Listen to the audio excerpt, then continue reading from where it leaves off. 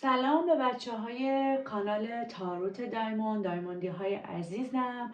من این دوتا دک قدرتمند رو با سنگ ها برای شما میخوام پاکسازی بکنم به نیت های احساسی شما.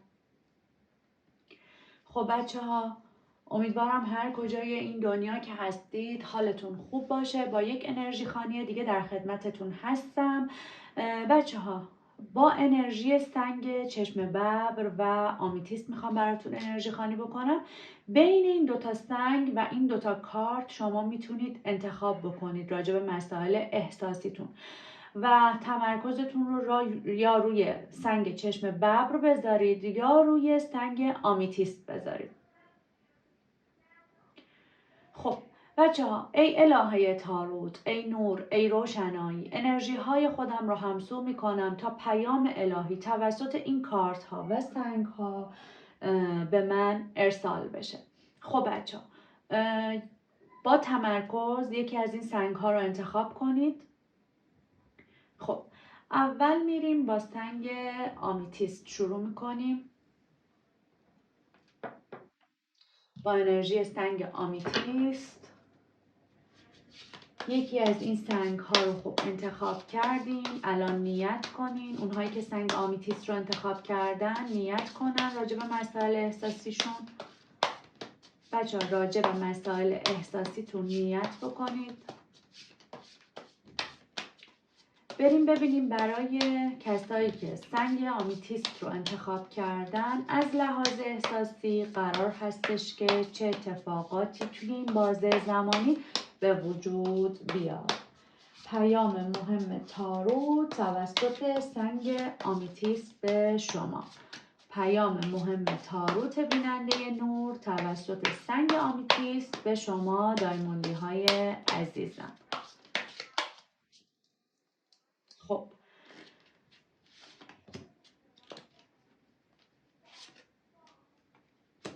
طبق معمول 15 تا کارت براتون نیت میکنم.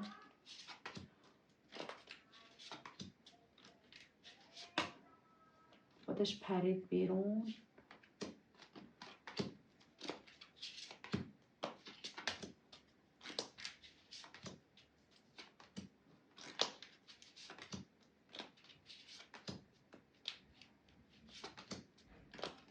اینم 15مین کارت.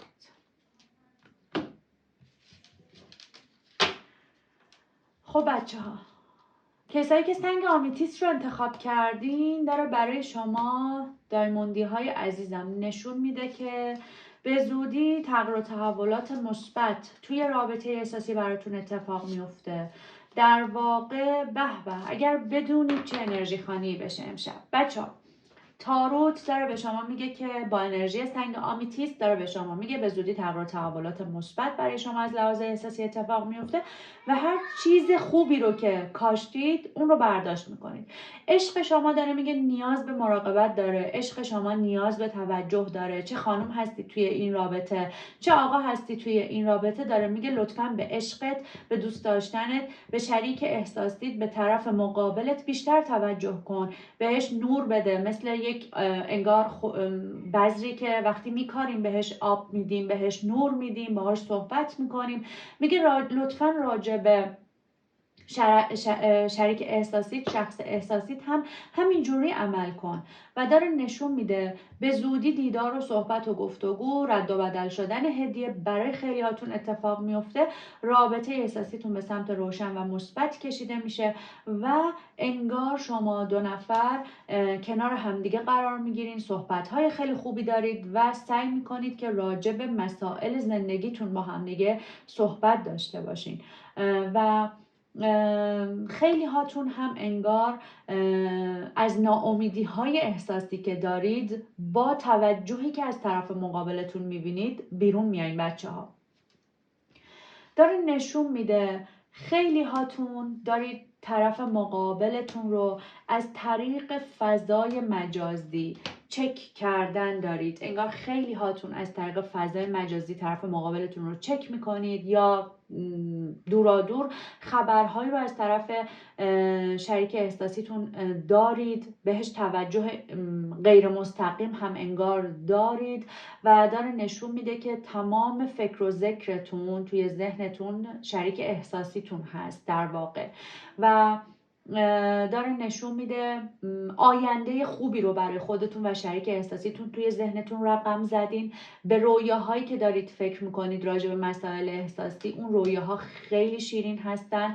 بچه‌ها کارت زیبای The Lovers برای شما در اومد، کارت زیبای عشاق داره میگه که دوست داشتن توی رابطه احساسیتون وجود داره و سنگ آمیتیست این پیغام رو از تاروت داره به شما میده که شریک احساسیتون دوستتون داره، به شما توجه میکنه و در واقع داره میگه که منبع انرژی شریک احساسی شما هستید، منبع انرژی شریک احساسیتون شما هستید. شریک احساسیتون از شما انگار انرژی میگیره.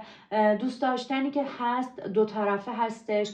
قدم هایی که برای همدیگه برمیدارید قدم های مثبتیه. شریک احساسیتون بچه‌ها تاروت داره این پیغام رو میده که قدم شما رو خیلی خیر میبینه برای خودش، قدم شما رو خیلی برای خودش مبارک میبینه، دوستتون داره و به زودی صحبت های عاشقانه بینتون رد و بدل میشه.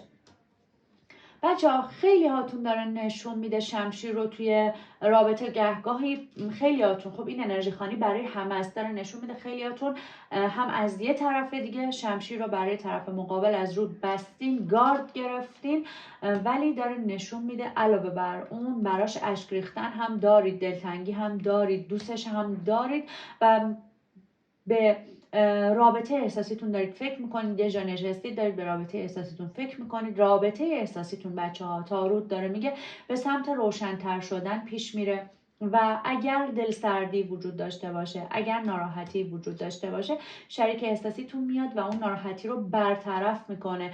داره میگه شما دو نفر روبروی همدیگه قرار میگیرید، شما دو نفر جفت روحی همدیگه هستید، شما دو نفر با هم در مورد این که این رابطه احساسیتون به یک جاهای خوبی برسه با هم به توافق میرسید. بچه‌ها با همدیگه به توافق میرسید که این رابطه برای شما به چه سرانجامی برسه و من دارم سرانجام این رابطه رو برای شما مثبت میبینم.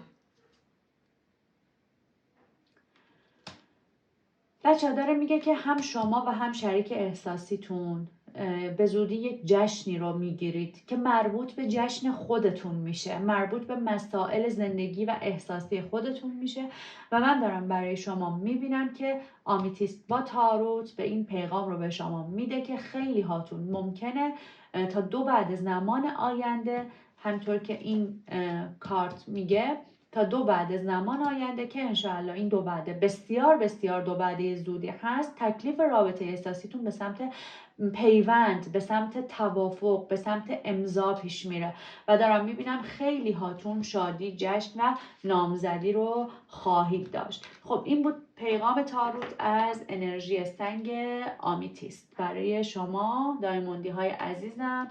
خب بریم با سنگ چشم ببر برای شما انرژی خانی بکنیم. کسایی که چشم ببر رو انتخاب کردن بچه‌ها سابسکرایب کنید کانال رو، لایک و کامنت یادتون نره تا شما هم داخل نیت‌های کانال قرار بگیرید. خب اونهایی که سنگ چشم ببر رو انتخاب کردن پیام مهم تاروت رو از لحاظ احساسی گوش کنن.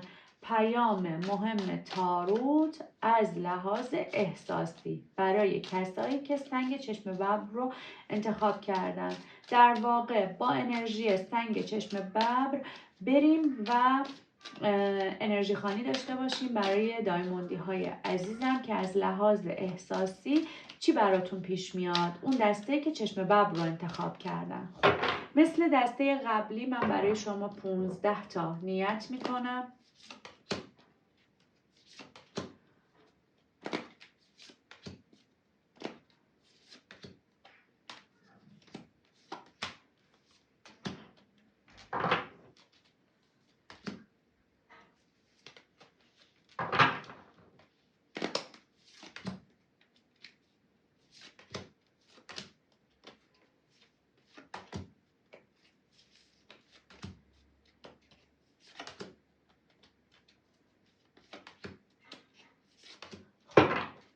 این هم از تاروتتون. خب بریم ببینیم که تاروت چی میگه. اونایی که چشم ببر رو انتخاب کردن. بچه ها پیامی رو که از تاروت و چشم ببر برای شما دارم دریافت میکنم این هستش که خیلی هاتون فکر میکنید که توی رابطه احساسی شما رقیب وجود داره و ببینید خیلی هاتون فکر میکنید که توی رابطه احساسیتون یه انگار بی‌مسئولیتی از طرف شریک احساسیتون اتفاق افتاده و فکر میکنید که شریک احساسیتون ناپختگی میکنه و مدام میخواد از زیر مسئولیت‌هاش شونه خالی بکنه و همین قضیه باعث شده که سنگینی زیادی توی زندگی براتون به وجود اومده. همین باعث شده که توی شرایط سخت و حساسی باشین، زودرنج شدین، بی انرژی هستین و رقیب رو دارید یه جورایی حس میکنید توی این رابطه. بچه‌هایی که چشم ببر رو انتخاب کردین داره نشون میده که شریک احساسیتون انگار نسبت به شما یه بی‌تعهدی داره انجام میده، در واقع یه ناپختگی داره میکنه و ببینید انگار شریک احساسیتون در حال حاضر توی یه موقعیتی قرار گرفته که رهاه و میخواد همه چیز رو امتحان بکنه، به همه چیز میخواد انگار دست بزنه و یه همچین حالتی رو دارم میبینم برای شما. ولی چیزی که هست داره میگه انرژی بالای خودتون رو حفظ بکنید. اگر فاصله گرفتید، اگر دلسردی به وجود اومده، از این دلسردی و فاصله بیرون اومدن دارید. الان شمایی که چشم ببر رو انتخاب کردی تاروت داره میگه شما داری با چنگ و دندون میخوای این رابطه رو حفظ کنی و حس میکنی توی این رابطه در حق کم لطفی شده در واقع و انگار دارید از همدیگه دور میشید، چیزی که اینجا داره نشون میده.